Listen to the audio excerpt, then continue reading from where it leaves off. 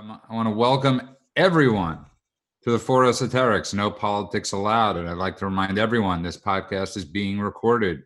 We follow Carlin's rules with one addition. Please be wearing pants. Let's welcome the Esoterics. Ben Boychuk, managing editor of AM Greatness. Lewis Blackwell Fine. And soon to be joining us, Chris Buzzkirk, who is the publisher of AM Greatness.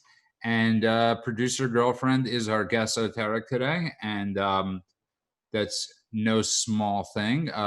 But I also want to tell people where they could find us. Ben Boychuk, why don't you tell people where they could find us? Well, you can find us on Apple Podcasts, of course, where we want you to review us well and give us 5 stars. You can find us on YouTube. And once in a while, you can find us at American Greatness, www.amgreatness.com. Follow us on Twitter at #4 ESOTERICS. And I think we're on Facebook, aren't we? Yes. Yeah, Facebook too. We are all over. We're also on YouTube, and you can catch up on all the current episodes on the YouTube channel for Esoterics. Check us out there. Great. Well, most importantly, we know our show well. Yes, I like that. I like the seriousness there, Lewis. I mean, in terms of promotions and marketing. Yes, we're great. And we're missing... We're on that, you'll just turn on, you'll find us. And we're missing our publicist, Phil. But today's topic, Lewis and I share something in common. I'm sure a lot of people do, Ben, but they don't openly admit it. We get into YouTube wormholes. So I was on a YouTube wormhole the other night watching Inside the Actor's Studio with producer girlfriend, and Peter Falk came up, right? And Peter Falk was on, and it gave me the topic for the Tonight Show, the unexpected star, because Peter Falk was talking about that he didn't know, he actually wanted to be in the CIA, and he went to the New School, then he joined the Merchant Marines, and then something else, and I could be, a little out of context, and then he went to the CIA, and they said, well, first thing, you're missing, you realize you're missing an eye. So that sort of takes you out of the equation. And they said, secondly, you were a cook in the Merchant Marines, which was, producer girlfriend, how did he say it? It was a communist union? The Cooks Union part of the Merchant Marines was considered communist. Right. And then he goes, thirdly, and this really disqualifies you, you went to the New School. So you have no chance of becoming a member of the CIA. And then he shared a story about being invited to one of the heads of Paramount or Universal, and where they, the guy that was talking to him wouldn't bring up the eye. So for about 10 minutes, he's skirting around the whole issue of why he's not going to be a star. And then finally he said, why would I pay somebody with one eye when I could get the same actor for the same price with 2 eyes? And I just think that's just an incredible story. And it's one of those things, because Peter Falk is the unexpected star to me. He's one of those people that by any metric shouldn't have been who he is. He made me, true story, Beverly Hills Hotel, Fountain Coffee Shop. He made me break out into flop sweats because he was seated at the counter, and I said to him, I was with a friend, I love Murder by Death. And I didn't know he was in the throes of dementia, whether early or late. Oh. And he said to me, he was there with his wife, who I think at the time was wearing braces. He said, murder, and I'm just going to do a voice. It's not his. Murder by Death. That's a great title. And then there's a pause, and the beads of sweat are on my forehead. They're working their way down. And he said, I did a picture with Doc Simon. And hey, did you hear Murder by Death? Is that a good name for a movie? And at this point, that's a heartbreaking story. So let's go with Wait, before we move on, we have to say this. Peter Falk has the best hair That man Yeah. has an amazing head He of had hair. quite the quaff. Him and Jack Yes. Lord go down in history as the greatest quaffs of all time. But so we were getting to the thing of respect, as you watch TV, as you watch movies, actors that just weren't expected as the shows were cast to be the stars of the show. So, for instance, we were talking pre-show about Michael J. Fox from Family Ties, Carol O'Connor from All in the Family. What do you guys? Yeah, Ben. I think that Tina Yothers is sitting in a closet right now with an empty bag of Doritos and a quarter of Jack Daniels, cursing Michael J. Fox's name. I think they all are. I would think Meredith Baxter and what was his name, Michael Gross. Well, but I used to see about Michael Gross. I used to see his sister. I believe her name was Mary Gross, who was in the movie Feds with Rebecca De Mornay, and Good was movie. briefly Good yes, and which also starred. He sometimes went by Fred Dalton Thomas and Thompson, the late senator from the state of Tennessee. But I would see her in the evening, either at the CVS in Brentwood on San Vicente, which has since been looted, or Vicente Foods, always in green sweats. And she played Alfalfa on Saturday Night Live during that year or that season. That's right. When Lorne Michaels took and I'll put this in quotes, a sabbatical. But I thought it was a 5-year sabbatical, by the way. Well, however long, I don't know how long she was on Saturday Night Live. I'm glad you brought that up, and I want to get back to that. But I wanted to say one more thing about Michael J. Fox. His stardom enraged Meredith Baxter Burney so much that she became a lesbian. and she was married to David Burney. I was going to say book divorce. 2. I wasn't going to go your route, but I appreciate your route much better. And as always, we have to say the views expressed by Lewis Blackwell fine in no way. We've never even met him in person. I mean, he just said, "F it. I'm done with my husband. I'm done with men." I want to get back to the SNL thing though in a few minutes, but Ben, go on. Who do you have for us? Well, I wanted to mention, and I don't know, this to me, this may not quite conform to the question or the category, but I was thinking about Steve Carell and Stephen Colbert toiling in the fields of obscure. Stephen Colbert was on a show that I loved called Strangers with Candy.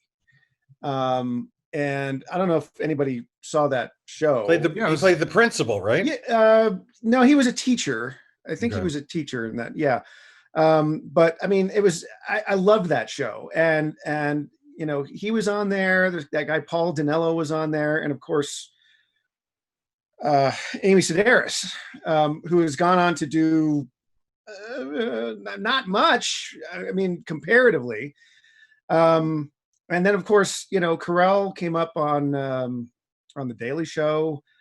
And I don't think it was obvious that either of those guys would have become as huge as they ended up becoming if you just saw them kind of working on those shows. But here's my question to you: as big as Peter, see, this is the question, right? So there are a lot of ensemble cast stars, right? Mm-hmm. So you're using Steve Carell. Has he really broken out since The Office? He's done a number of movies. He played Donald Rumsfeld. Right, that bombed. He's done a number of things that haven't done well. He's not an opener, though. I think so. What has he opened?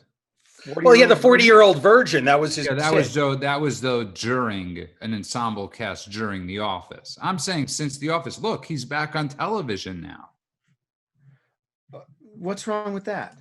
No, there's nothing wrong with that, but I think sometimes stars tend to think. Remember, he did leave The Office specifically thinking he was going to have a theatrical career. And you don't leave a TV show so you could say, I'm going to do another TV show. He was he was in both Anchormen. He was in like 3 Despicable Me movies, which made a bucket load of money.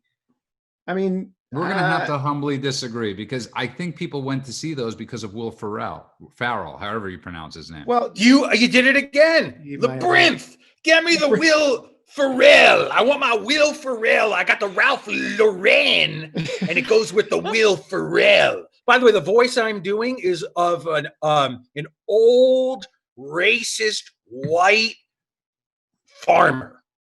Okay, by the way, Ben, I could stand corrected, Ben, and you could be correct. So yes, Stephen Colbert was an unexpected star from the Daily Show. So was Steve Carell, and so is Stephen Colbert. Yeah. 2 people that literally just broke out from that show. Yeah, I think my guess is, and it's only a guess, is that Steve Carell goes to sleep every night on an enormous pile of cash. Yeah, but even though it's an enormous pile of cash, I would question whether he is happy with with a lot of those roles. Well, I think he expected, like, first off, I thought he was brilliant in Dan in Real Life, which was an indie picture. But that type of script, I think, was really suited to him. He's not, I think what Judah's saying is he's not the big star he thinks he is. Like, if you look at the Newsroom on Apple TV, which I did watch, there's one episode he's very, very good in. But other than that, the ladies really steal the show on that show, no pun intended. If the coronavirus wasn't happening, how many people do you think would have watched the Maki show on the Space Force show? Yeah. Wait a second. Wait, what? If what wasn't happening? Oh yeah. What? No. I didn't hear you. What did you say? If the coronavirus. What is that? What is that? I know it's this thing that happened 20 years ago. Is that because it affects the speech? That plagued, where you say Will Ferrell that plagued the States. Stephen Colbert. How do you pronounce this? Colbert. Is that really how you pronounce it? No. Yes, but it's Will Ferrell. Let's be real. It's Stephen Colbert. Right. And he changed it to Colbert. Come on, son. And just joining us now is publisher of AM Greatness, Chris Buskirk. Hey, thanks for being on time. This is his thing. Everybody's got a shtick. It takes the house you break into. Do it 30 minutes earlier than you normally do. They keep changing the locks. Well, that's the point. And by the way, we're talking about the unexpected star and the unexpected breakout star. And somehow, it's. I think producer girlfriend and I both have a resentment against Steve Carell, the way he left The Office and the way he did the final episode. It was supposedly a real hard time getting him to do that. It was like a little too big for his bridges at that point. And britches. You right? It's like we're gonna do a movie. It's kind of like Pinocchio, but I'm the racist Geppetto, and instead of your nose growing, you get darker and darker and darker. And we're losing your audio, Lewis. Yeah. We've lost your audio. Okay. It's so funny. It's like the more animated he becomes, the more bandwidth he consumes, to the point where he's going to destroy the internet. Chris, get my Will Ferrell. Chris, who do you have for us? Tom Selleck. Yum. Tom Selleck was in Hollywood for years, and he didn't get famous until Magnum. Right? He was the Marlboro Man, and he was on commercials, and all of a sudden he's Magnum, and now he's a legend. He was also on the Rockford Files. He played Lance. What he means, right? He did. He was also in Friends. Right, he was in Friends. He was already famous by then. That's okay. I'm gonna just hijack the entire show per usual and just answer Judah's question, because there's only one answer, and we had this conversation on the phone. So Judah, pose the question so I may answer it, please. Lewis, please tell us who your unexpected star is. It's not my unexpected star. He's the son. He's one of 11 or 12 children who, prior to stardom, was working in a meat packing plant in Iowa. His name is Tom Arnold.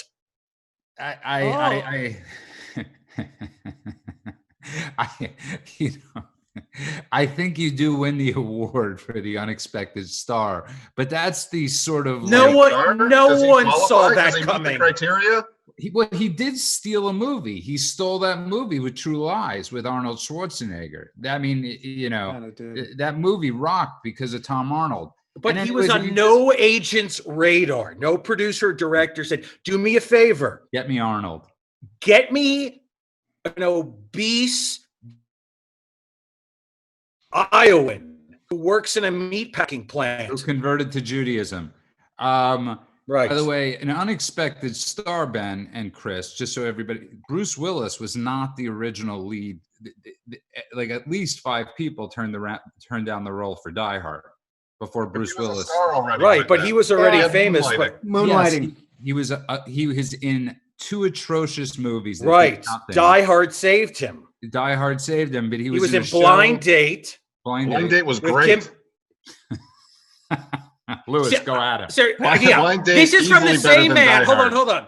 This is from the same man who, during the last show, said, you know, a lot of action movies have this sort of trite, predictable dialogue, like the hero kills the villain and he says, he's dead tired. And I always found that to be just lowbrow. Now you tell us this nonsense. You're part of the Die Hard cult? No, I'm not part of the Die Hard cult. It's the fact that Blind Date is a great movie. It's as if Anthony what Lane I said is it's better than Pauline Die Hard. Keel and Rita Adler said. One second. Hold on a second, Lewis. I can't tell if you're being serious or not, Chris.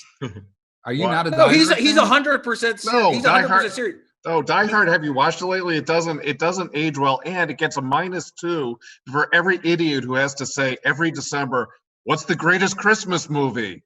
Die Hard. Shut up. It's not a Christmas movie. That is something that fat 45-year-olds say because they think they're being clever. This is a guy. This is a guy who sprinted from the theater in Chicago. He outran Siskel and Ebert to get to a bar, to get to a payphone, to call in his review in which he said to the editor, now get this. He keeps Take this down. He keeps saying, yippee-ki-yay. How dumb is that? And on that note, let's take a quick break. If you just tuned in, you are listening to the 4 Esoterics. No politics allowed. Phil, our publicist, has decided to join in. Ben, why don't you tell people where they could find us and what AM Greatness is all about? Right, and while I'm doing that, maybe we can fix Lewis's audio. Of course, if you're hearing this, you're hearing it in no small part because of American Greatness. No politics on this show, but if politics is your thing, amgreatness.com is the place to be. Check us out 7 days a week. You'll find writers like Julie Kelly, Conrad Black, Liz Sheld in her indispensable Morning Greatness column, Ned Ryan, Chuck DeCaro, Kevin Porteous has a great piece as we speak, which won't be the case by the time you people hear this. But anyway, it won't be great anymore. The point is, the half-life on this piece is like 20 minutes. It's good now. It'll be fair by 1 o'clock. By dinner time, it's gonna suck. This is Lewis. It's like Ben's plans for the next 3 days. Right. Yeah, that's right. So anyway, check us out, please. www.amgreatness.com. You can also find us on Facebook and Twitter. On Twitter at the AM Greatness. And by the way, if you just tuned in, Phil, you asked, where's Kim today? She had to take the day off, but producer girlfriend is a 7-time Emmy Award winner. We just don't say her name. She's sort of like, going back to the Peter Falk thing, it's like Mrs. Columbo. And, we never knew her first name. But we're talking today about unexpected stars, people that broke out. And I was bringing this up to you, Ben, last night on the phone, and Lewis and Chris, you could both get into this, obviously. But it almost seems like in the 90s and the 2000s and today. In the 90s, you had Ed Harris, who is the in probably 30 movies. In the early 2000s, you had John C. Reilly, who is in about 30 movies. And then in now, it's become Sam Rockwell. It almost seems like there's only room for one. When you look at the past, you had, people like Jack Warden and Martin Balsam and Jack Klugman. There were a ton of those type of actors that. I want to make a plug for a great Sam Rockwell movie, which is a testament to the principle of less is more. And the director who did this movie also did another film that I love. But the film is Moon. If you haven't seen Moon. I have seen it. It's incredible. And the director, who is the son of David Bowie, also did Source Code with Jake Gyllenhaal, which I think is great. I just wanted to say about Bruce Willis. I remember watching Dennis Cunningham, who was a film critic on Channel 2 WCBS, who was merciless in his reviews. And it was a big deal at the time when Die Hard came out, because the question was, would Bruce Willis have a film career? And Dennis Cunningham gave Die Hard a decent review, but prior to that, yes, he was in Blind Date, which was a flop. Then he was in that Western with James Garner. I'll bring it back to the Rockford Files. He was in a Western with James Garner that was a flop. I don't remember the name of that. And then he also, I don't know if Hudson Hawk was before or after Die Hard, but that was way after. It was 1990. That was a huge flop. Yeah, but let's get back to it. Yeah, I agree with you on the Bruce Willis thing. Chris, you were nodding your head and up and down as I was bringing up that the three actors, or Ben was too, about those three actors that it seems like they use these actors for about 10 years and then done. As opposed to, we know all of those actors that had such long longevity. Yeah, when you were naming off those names, the one I was wondering if he qualified or not is Philip Seymour Hoffman. Like, he's a guy who was in a bunch of movies. He was in Scent of a Woman, and he was Scotty in Boogie Nights. But then there was that period where all of a sudden everybody's like, oh my God, this guy's actually fantastic. Like, he's the greatest actor of his generation. He made a bunch of movies where he was the star and he was quite good. And then they didn't have to come for his career. He ended it on his own.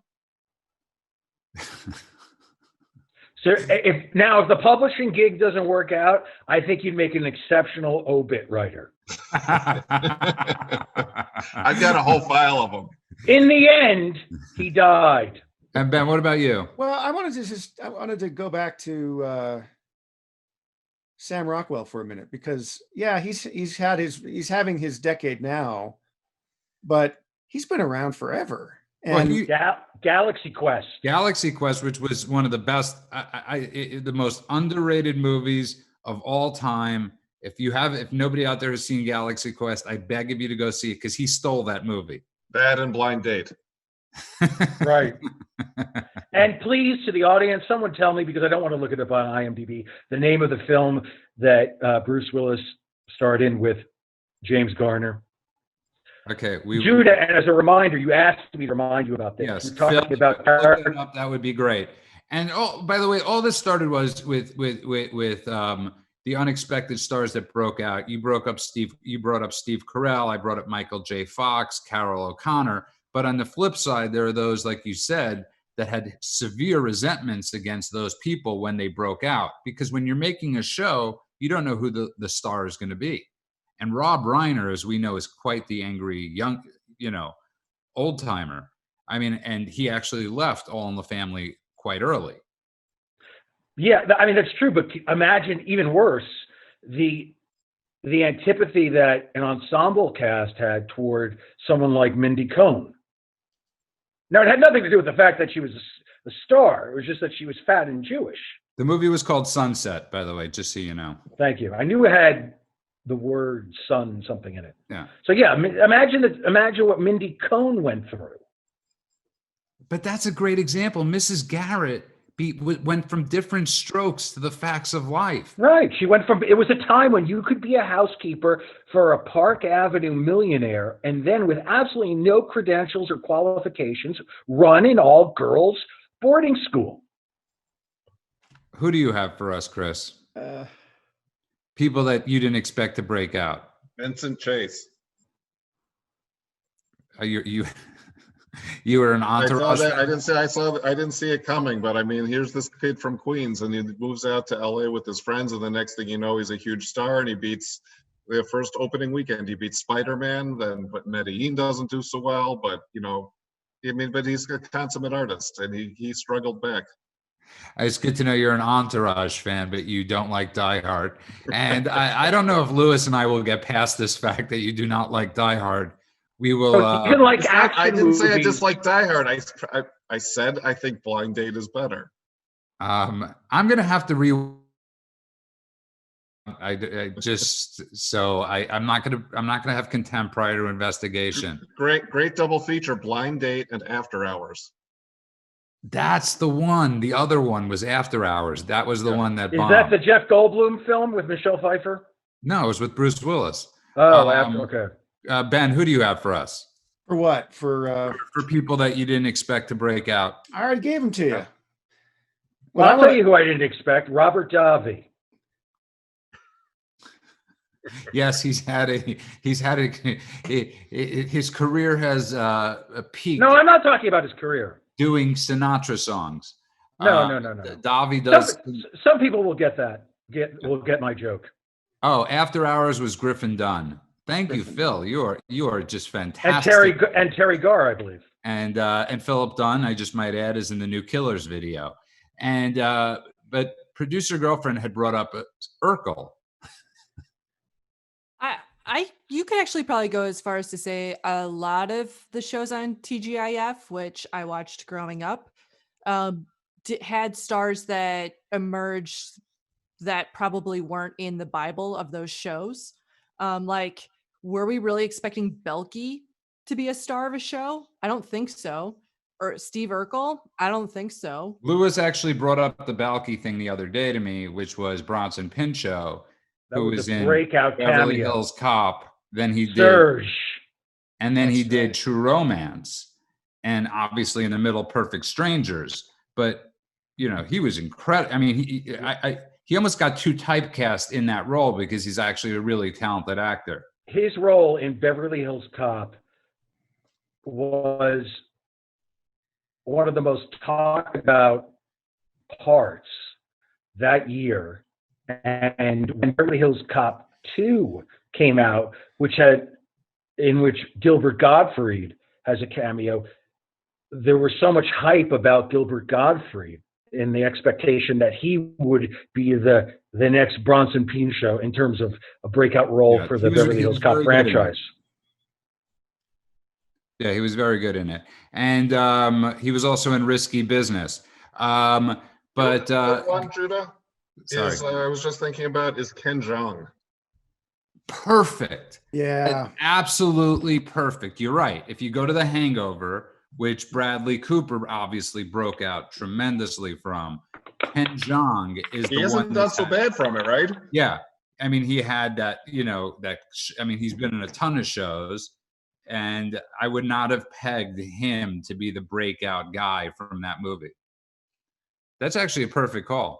I got one more for you. He's a doctor, right? A medical yes, he doctor. really, yes. Went to Duke, doctor. It's hysterical. Hey, Chris, I was actually talking with Ben Boychuk about this because he did not realize this, and most people don't, and most people don't even remember his name, which was when A River Runs Through It came out.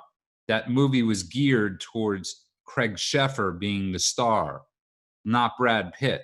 And who is Craig Sheffer? Craig Sheffer was in a movie called Some Kind of Wonderful. He was in a movie called The Program. He was in a bunch of, he was way more of a lead at that point than Brad Pitt ever was. And it just obviously one guy's career is, and you're asking me who Craig Sheffer is. Yeah. So well, where is he now? He's doing D movies for the Sci-Fi Channel. Wow. Straight to Redbox. What? Straight to Redbox. Straight to, I don't even know if these movies get into Redbox. They get into like Red Tube. Not that I know what that not that I know what that is. But sorry. No, go ahead. No, you go ahead. I got one more for you. Yes. Ed McMahon. Serious. No, you're right. Star Search, Publishers Clearinghouse, Bloopers and Practical Jokes. The man was just minting money. Okay, I'll give you a perfect And example. it was all being paid to him on enormous novelty checks. Exactly. By the way, have you noticed lately the novelty checks have gotten a lot smaller? Like I think they still have Publishers Clearinghouse, but now it's like $1,600 a week. Yeah, I'd like to do it as Bitcoin as a ruse for a home invasion.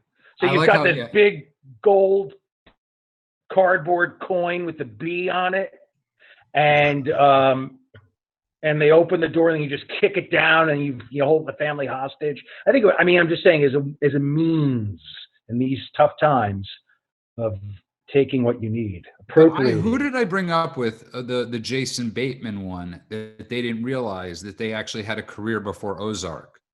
Was it you, Ben, or you, Chris? Wait, I'm going to give you, name the series, Judah, and don't give me a Hogan's Family. Come on. Valerie's Place. Valerie's. No. Silver Spoons. No. What? Really? It's Your Move. Oh, wow. With Jason Bateman? Yes. But anyways, who was it that didn't realize that he was big before in the 80s? I can't Big, remember. he won an Emmy for directing. I never noticed him before Arrested Development. Yeah. Oh, Chris had asked me what was he in before Arrested Development, and I was like, I mean, he was huge in the 80s. He was, second to Kirk Cameron. I think. but in Chris's defense, as an immigrant, he wasn't raised with most American television, so I don't understand the culture. The jokes are awesome. And I'm not gonna ruin this for you, but you will if you tough it out, find out who shot JR. Hey, listen, Silver Spoons was before It's Your Move.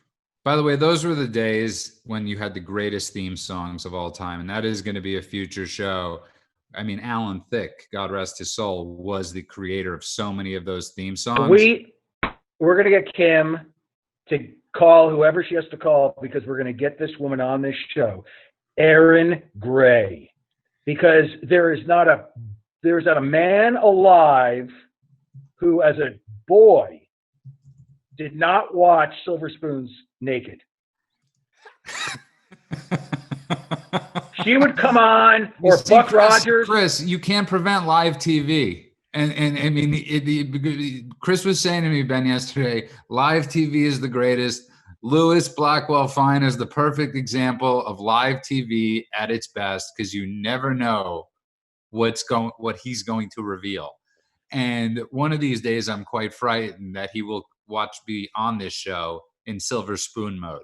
And on that note, producer girlfriend, why don't you take us to commercial? You have to, producer girlfriend, you have to turn your microphone on. Yeah.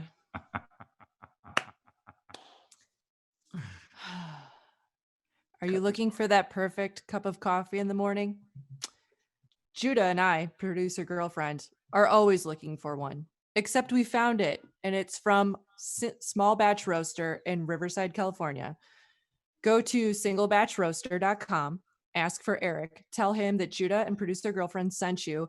I highly recommend either the Stimulus coffee bean or full suspension, but all of his beans are the perfect cup for your morning. Single Batch Roasters out of Riverside, California. Check them out. Welcome back to the For Esoterics. And Ben Boychuk actually brought up a great point to me pre-show, and that was the stars that they often they force stars upon you that don't materialize. And he brought up that movie with Taylor Kitsch, John Carter of Mars. John Carter of Mars. But the script was written by, he's a great novelist, he's a great prose stylist, but I despise his wife Michael Chabon. Okay, but let's get back to what were you about to say, Ben? Well, it's just that here's the, when we were talking about it before the show, Taylor Kitsch is supposed to be, or was supposed to be, or maybe is to some extent some kind of television star. Yeah, I mean, he was on Friday Night Lights, and he was supposed to be a movie star, and it seemed like everything he tried to do just failed utterly. So John Carter of Mars, if I'm not mistaken. More like Jimmy Carter of Mars. Right? That would have been a better title. It actually, I mean, I think it hurt the profits of Disney that particular year. It killed them. I think they lost $200 million on the movie. Yeah. He was in Battleship, which was actually, it was a spectacle. There was no real substance to it, but it was cool in places. But everything that guy was supposed to do, Savages was decent. Yeah, but so here's the thing. So he's kind of. One second. I love these movies that Chris brings up. I'm fascinated, Chris. Sometimes you really fascinate me. Go on. Like I've never. Go on. Right. No, but so what has Taylor Kitsch done? He's actually had a decent career since those bombs, but it's been much more low key. So he was in True Detective. He was David Koresh in Waco, which if you haven't seen, you must see it, and it will. We're not supposed to talk about politics, but it will piss you off to no ends to see. This is why I can't watch that Ben. Everybody says it's so good. I just don't think I can watch it. I'll be popping blood pressure medication for a month. Oh, the last episode was I was in a fury. Okay, so he's had a good career. Yeah, but we're very well aware of Chris's aversion to art, good taste, and quality filmmaking. So do yourself a favor, avoid it, please. Okay, so another one that they try to push on us, which was the first Star Wars. Wasn't it the first Star Wars one with, what was his name? Hayden Christensen. Yes. Lewis, you could forgive me for not knowing his name. Right. He wasn't in the first movie. He was in the second movie. The first movie was the little kid. Jake. Oh my God. Jake, nobody remembers my name. Well, and he's been quite bitter about the whole thing. Phil, if you could look that up for us. Yeah, and so, but Hayden Christensen was in the sequel of the prequel. He was in. He played Anakin Skywalker, and everybody hated him for it. And he's in a good movie though, which is two movies. One's good, the other is a Buzzkirt quality. The good one, is Life as a House with Kevin Kline. Very good movie. Yeah, that was a very good movie. But wasn't that pre that? Yes. Yes, we're taking the same post. And no. And the other, which is a heap of crap, but it's a good heap of crap, so you can watch it over and over and go into a wormhole, is the one where he, I don't even know the name, he teleports. He just can jumpers. Or whatever it's. The kid. By the way, the kid's name was Jake Lloyd. Thank you, Phil. Jake Lloyd. Yeah. And this is great. Phil is great. By the way, he also told us that Erin Gray he writes her a poem once a year, and her daughter writes for Rolling Stone. I was always under the impression she had a son, but not a daughter. Now I have to look this up. I would trust the guy that's actually sending her a poem. She has two kids. He's right. Well, good for him. What do you think? Phil is off his game. Phil's our publicist, man. And by the way, we were talking earlier about Waco. Talk to Phil. Okay, so we're talking about unexpected stars, and one that has not left us is William Shatner. Okay, now William Shatner was on Star Trek. Do you think anybody in their right mind in 1967 or 8 thought William Shatner would be relevant in 2019? Is he?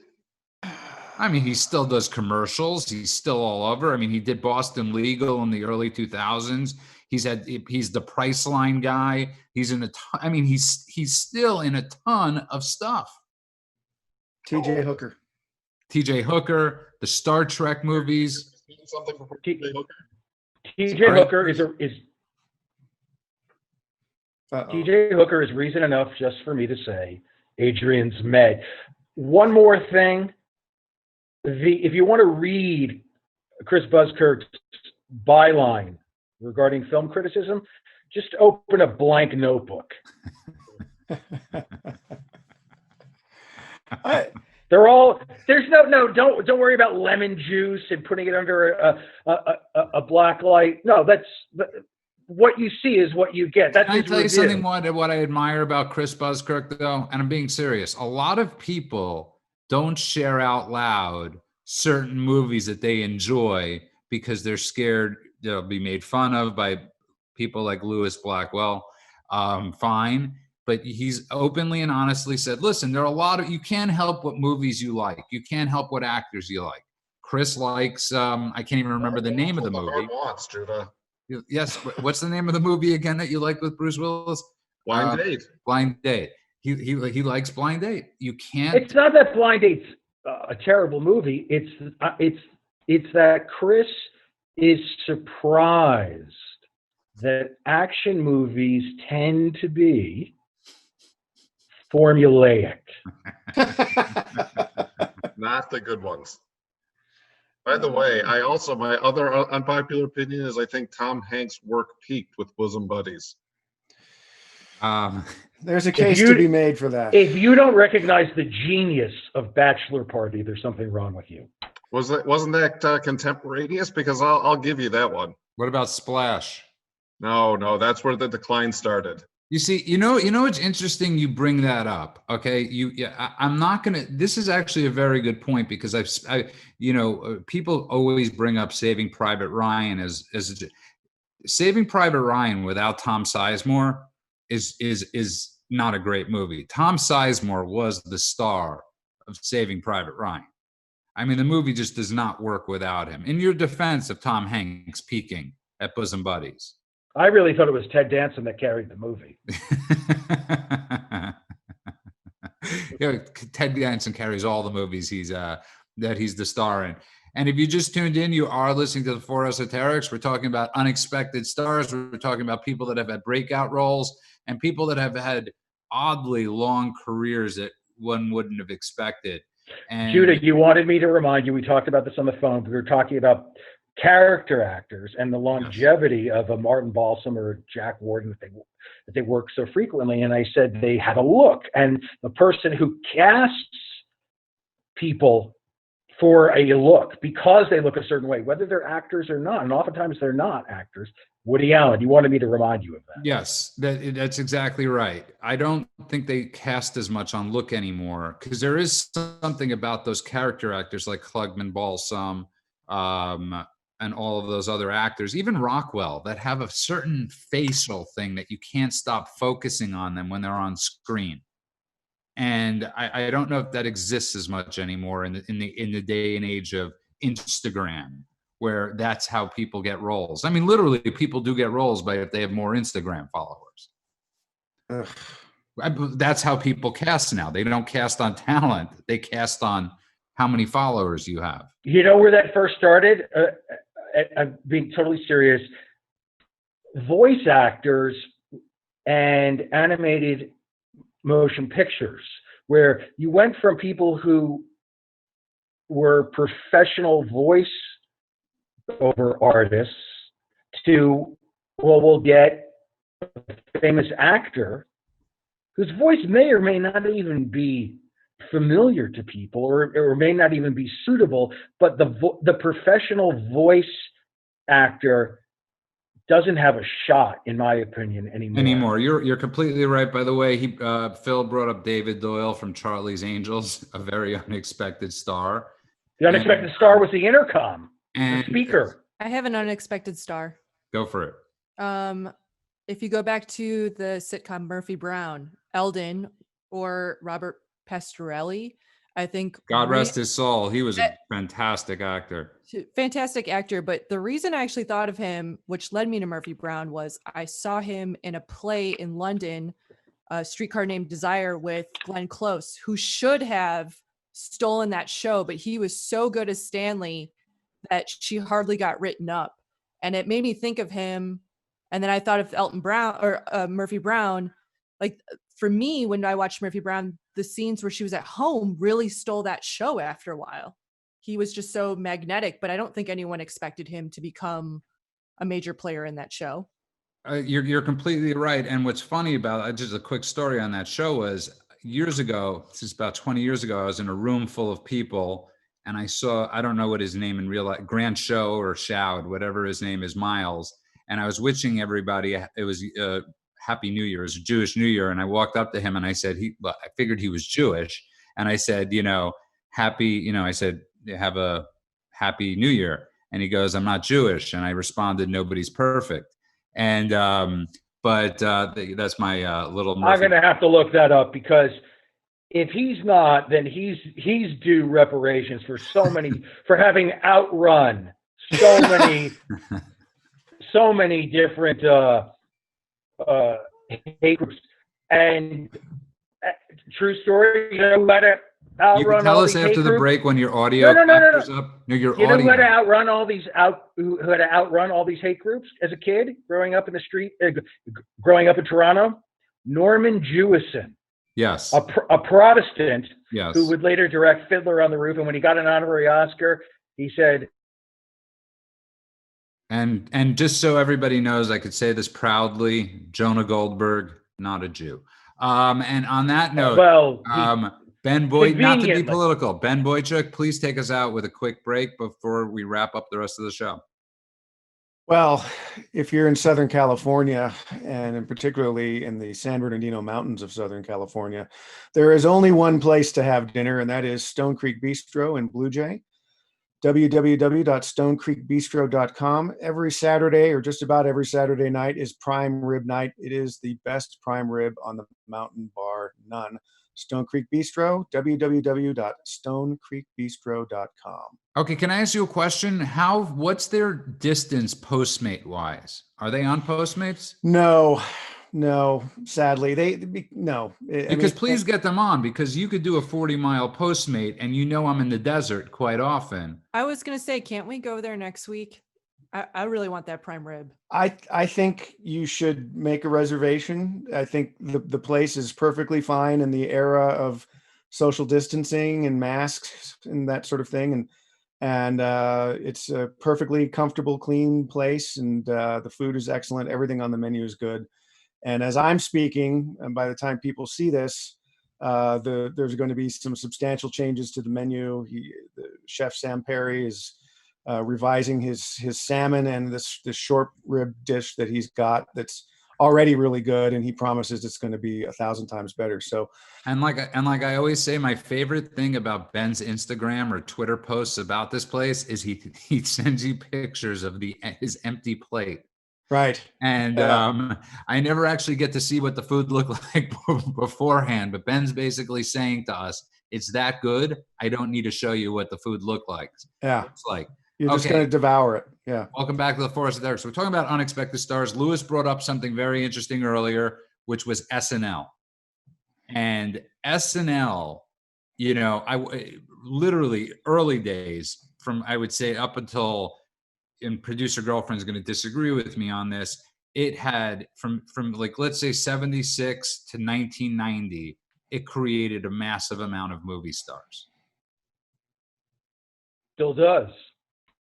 I don't think it does as much anymore. I can't think of, producer girlfriend will say Amy Poehler and Tina Fey were the last true stars to come from that show. No, I'd say Kristen Wiig, but that's quite right. But think about it like this: you had Dan Aykroyd, who's the original? I mean, you had Joe. I was going to say Joe Piscopo, but you had Eddie Murphy. You had obviously Chevy Chase had a decent, had a pretty decent movie. Chase, Dan Aykroyd, everybody on the original cast had at least some success in the movie. Yeah, like Lorraine Newman, she was a huge star.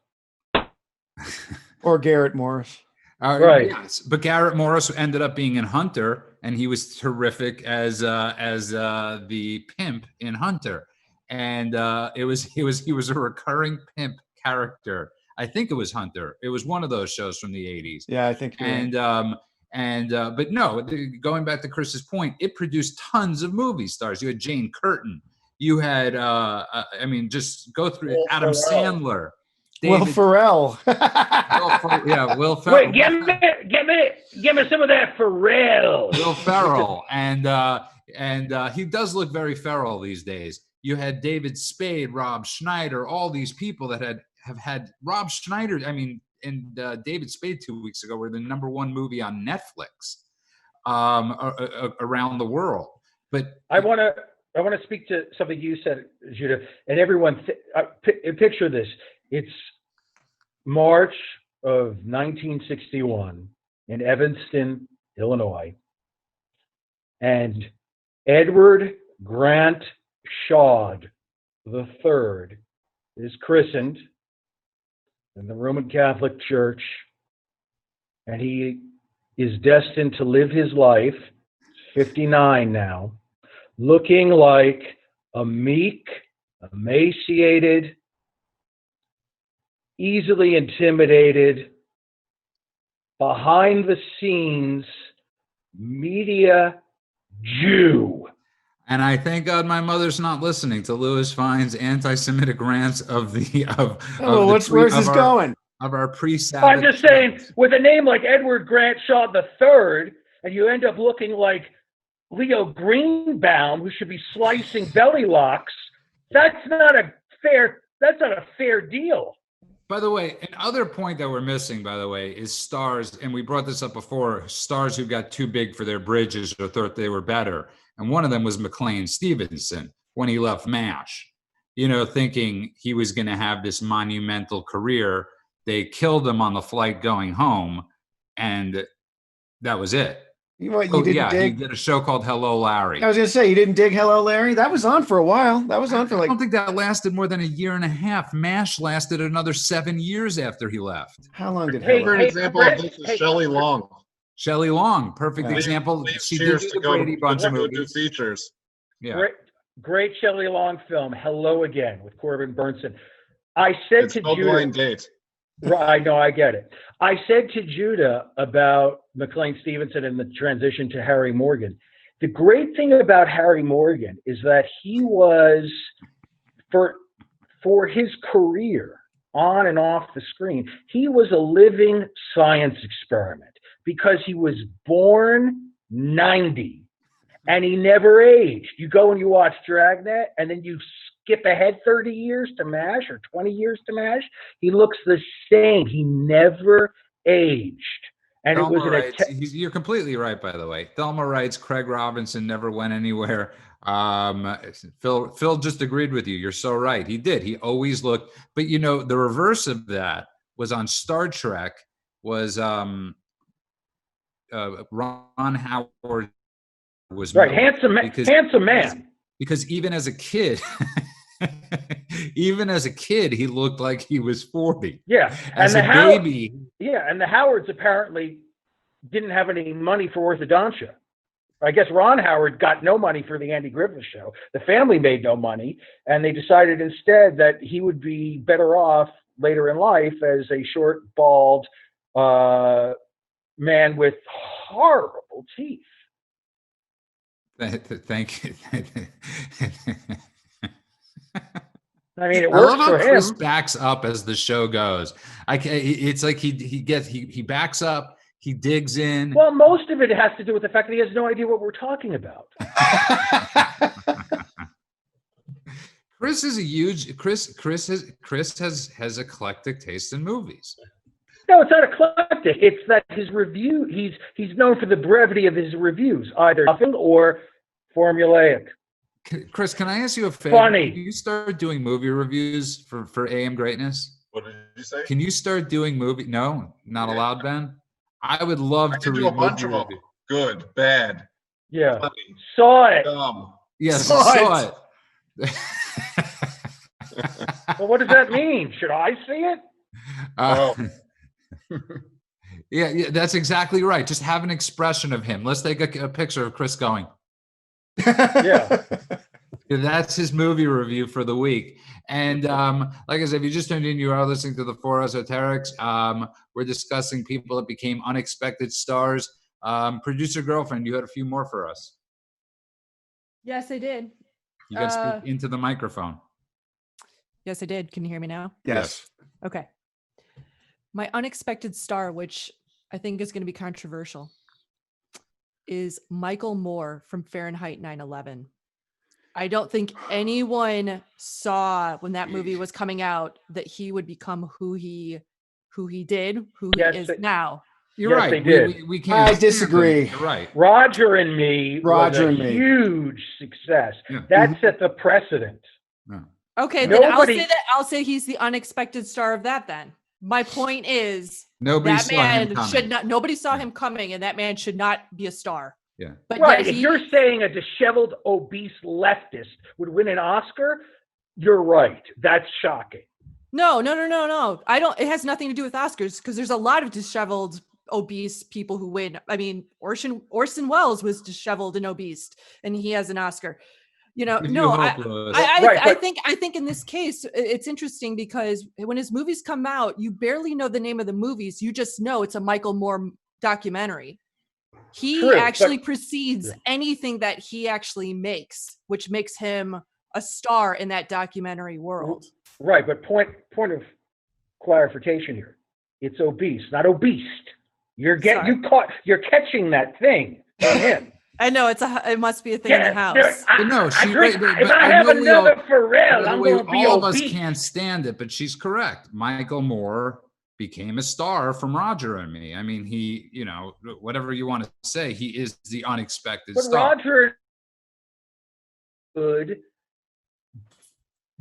I don't want to call it a documentary because it obviously has an agenda, but for what it is very good because he's showing you what had happened to a one industry town in Flint, Michigan, when General Motors was not making good cars, and when General Motors was displaced by foreign competition, and the impact it had on a community, and how and the real star of the documentary is the late Roger Smith, who doesn't want to be on camera. It's Michael Moore's quest, his journey to get an interview with the then CEO of GM. And he interviews Pat Boone, who did all those ads for GM, for Chevrolet, asking him about the state of the company. And this was before he became just a rabid ideologue. And that's why we call you Mr. Esoteric. Louis Fine.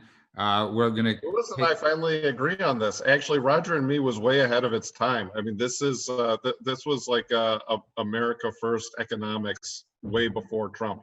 Yes, I don't know what happened. He's one of those people that I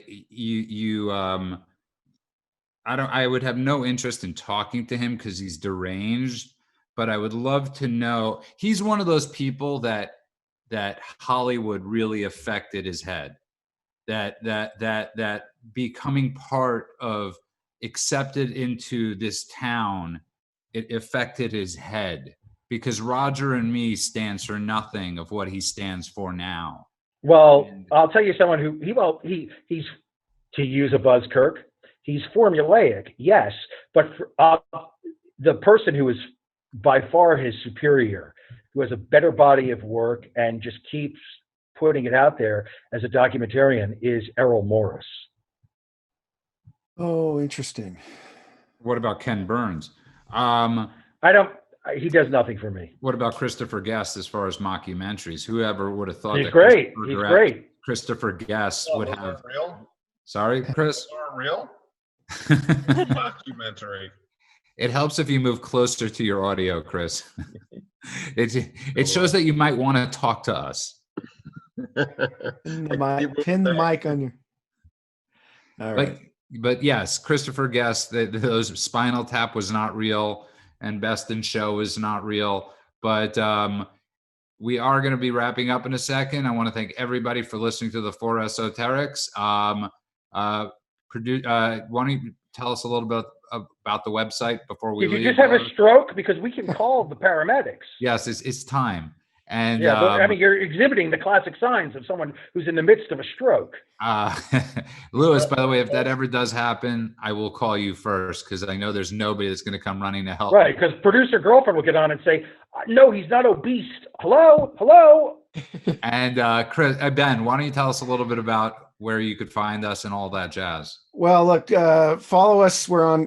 Look for esoterics. Oh, see, I'm having a stroke too. Look for us. I'm contagious with my mispronunciations. Get me some Pharrell. Oh my God.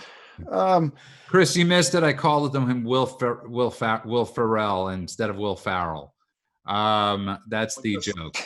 Right, it's that way. It's Will Ferrell, and it's the singer Farrell. That's it. We're never getting out. The show isn't ending because I'm not going to be able to do the bit, and then that's it. And we're We're just going to stay on this. No, we're going to stay on this for the next 25 minutes. Here's a film pitch. Ready? No, one word. Obese Master. Yes. Review. Good. Yes. By the way, one of the things we forgot. By the way, there were also quite a few breakout stars from the infomercials. I mean, infomercials broke. They were as in the 90s. Some of those infomercial stars were as big as TV stars. Yeah, look at Billy Hayes. He's very busy these days. Stay tuned to the Four Esoterics for a future show on infomercials. Oh boy, that's on gonna the be infomercial wars. That's going to be a monster. Ben, take us out. Yeah, we're out. We're going out. Find us online. You can find us at Apple Podcasts. You can find us on YouTube. You can find us at American Greatness, amgreatness.com, and on social media on Facebook and on Twitter at #4 ESOTERICS. Thanks, everybody. Have a great weekend.